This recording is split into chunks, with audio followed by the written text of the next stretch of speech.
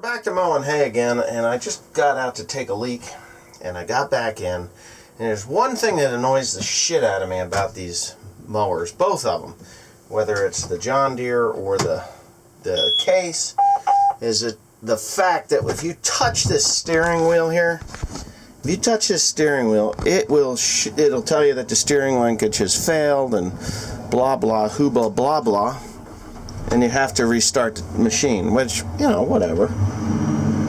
I don't care, but it's a pain in the ass, because then you got to sit and it gets hot in here because it takes a few minutes. Well, it only takes about a minute. Then you got to reset everything, and you know how inconvenient that is. But anyway, yeah. So I'm seriously considering a Big M 420 for this coming year. Just a little bit of an announcement there. Not that it would be. I'm not going to buy a brand new one. I found several that have already been depreciated down to, you know, reasonable pricing with minimal acreage through them. They're $335,000 new for the Big M 450. A Big M 420, which is what I would be in the market for, because the 450 is new in the United States this year. I know they have the Big M 500 already out in Europe, and I'm sure in a couple of years it'll be here in the United States as well. But I'm going to be looking for a Big M 420. I may even be possibly looking overseas for that, you know, because these mowers are great and all, but the traffic on the roads here in New Jersey has gotten to the point where it has reached stupid proportions.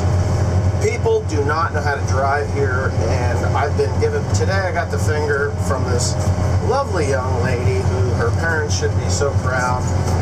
She just flipped me off because I was going down the road, and it's not like it's Saturday, and I could just see her screaming and hollering something about the weekend. I'm pretty good at reading lips, and it just annoys the shit out of me. So a Big M is actually narrower than what these are. This thing here is like 15 feet wide.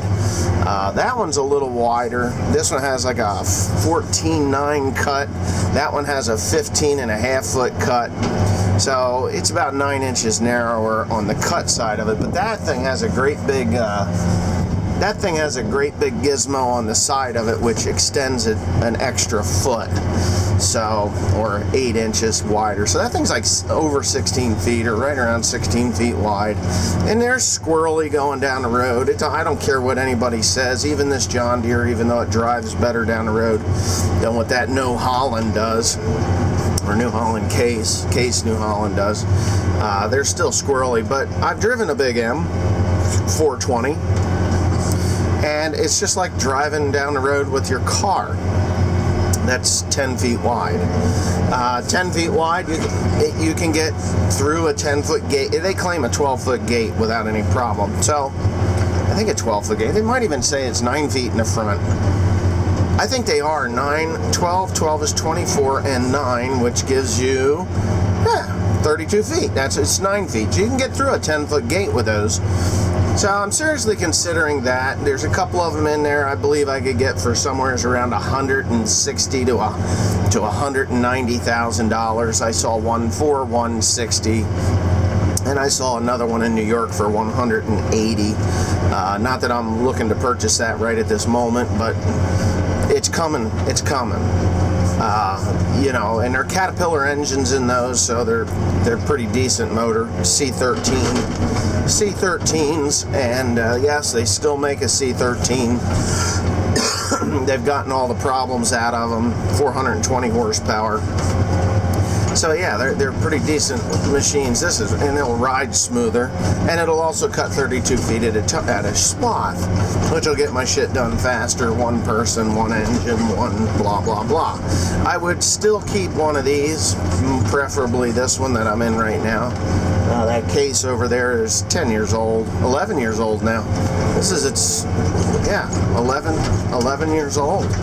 I got it in August 1st or 2nd of 2008. It's kind of amazing how long ago that's been. I thought that, no, that wasn't, what did I post on YouTube? I was on YouTube in 2008. It's just I didn't post any farming videos or anything at that point. Just little cell phone videos, which was next to impossible to get up online, but YouTube has come a long way in the uploadability of it. It's changed a lot. As a matter of fact, I think if YouTube was to for a day go back, do a nostalgia day and make everybody upload the way we uploaded 10 years ago, people would run from YouTube. It was really difficult. You had to render it in your Movie Maker, which I was using Windows Movie Maker. I use Apple now, Final Cut Pro, and Final Cut Pro works really, really well.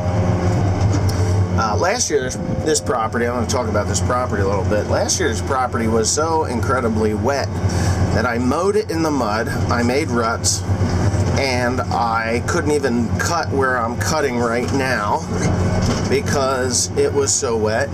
I'm going to disc that mess up. I'm going to come down with a brush hog that off, and I'm going to disc those ruts there completely shut and reseed it for next year, just where the ruts are, not the whole farm. And anyway, I never did bale one bale on this farm last year. We raked it in November. It had been laying here for a month and a half. I did it in October, early October.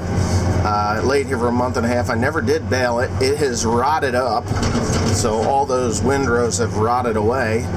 And the only thing that's left from last year are this insurmountable number of miserable ruts, which are, Jesus, tough. And if you see over there, there's Joseph. Joseph is actually mowing across the way with the old case. And honestly, that has been a very, very reliable piece of equipment. I would never shy away from a WD-2303 case windrower. Last year we didn't. There it is. Over there. He's working. Last year we did do a transmission in it, and the year before that we did put final drives in it. I did them both just for the simple sake that I didn't want to be... I did one because it had to, it let loose. The other one I did, and I kept it as a spare because if one is bad, the other one's not far behind, kind of a theory in my head. So, anyway, oh God, I'm going to have to get off of this thing because you know how hard it is to steer one of these swirly ass things in ruts, in a field. I do still have that damn hemp dog bane starting to come back in here. I'll have to get that under control. But if you look at these windrows, they're not bad. For the abuse that this has gone through, it's not bad at all. But there he is. We're going to have a little bit of a collision here. He's slowing down. I don't know why, but let me get off of here. There he is. Slower. Okay. I'm still mowing. Been mowing all day. Oh, I got a gate there. Oh, I got a gate there. Oh, I got a gate there. Okay. Oh. Alright. Not too bad. This shit is so... It grew up and fell over. Grew up again. It's thick in there. So, yeah, we're working, or I'm working. I'm the only one left here now. We've probably got 400 acres on the ground. Today, 3 machines. I'd like to have a little bit more on the ground before the end of the day, but the case broke down, and then the gale broke down, so it's just me and my John Deere. Yeah, John Deere. Yeah, so I'll be, this stuff is so thick you can hear it, Let's see what's it look like behind me. Pretty damn thick. So anyway, yeah, this was brome grass, believe it or not. And it grew up and fell over, grew up and fell over, you know. That's just the way it is. So, anyhow, there's not much here to do yet. I got this one and a small field over there, and then I have another small field up on the other side of the house, and I'm going to call it quits for tonight, because tomorrow, yes, tomorrow, I have to fix an air conditioner line, because if the air conditioning in one of these tractors doesn't work, you will literally die. And when I say die, I am not kidding you. It will cook you to death.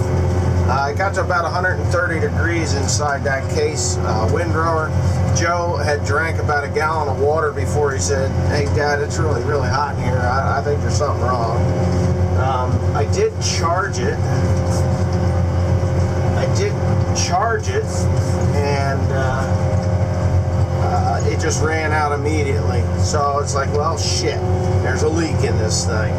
And I sent him back to the farm. I said, listen, you've got newer ears than me. Listen for the leak and pinpoint it, find out where it's at. He did. He says there's just a hose that rubbed on on another line, and it wore a hole through it. And that was the end of that. So we turn on some lights. So that was the end of that. The hole, it just leaked back out again, which was slightly annoying to me. But anyway, so tomorrow morning I'm going to fix it. And I'll probably bring you all along for that little repair video. And to be quite honest with you, some of these lines out here, it looks like somebody took a lawnmower through this shit. That's definitely been mowed. And there's another line there. I don't know what the hell this is about, but whatever it's about, it's about. So, whatever. Anyway, yeah, I'll let you know how it goes when I'm done.